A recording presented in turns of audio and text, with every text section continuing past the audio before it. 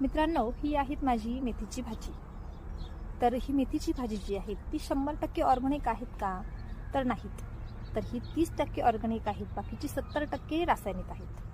तर आपल्या भारतामध्ये असं बोललं जातं की ऑर्गॅनिक शेती ही 100% केली जाऊ शकते, पण नाही, तसं नाही होऊ शकत.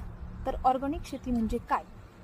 तर आपल्या निसर्गातील जो काही पालापाचोळा आहेत किंवा शेणखत आहेत, गांडूळ खत आहेत, लेंडी खत आहेत किंवा जीवामृत, घनामृत या सगळ्या पदार्थांपासून जे खत तयार होतं त्याला बोलतात ऑर्गॅनिक शेती. म्हणजे या सगळ्यांपासून जी होतो त्याला बोलतात ऑर्गॅनिक शेती. तर ऑर्गॅनिक शेती ही अशक्य गोष्ट आहे आपल्या भारतामध्ये तरी. मित्रांनो, ही आहे माझी मेथीची भाजी. तर ही मेथीची भाजी जी आहे ती 100% ऑर्गॅनिक आहेत का? तर नाहीत.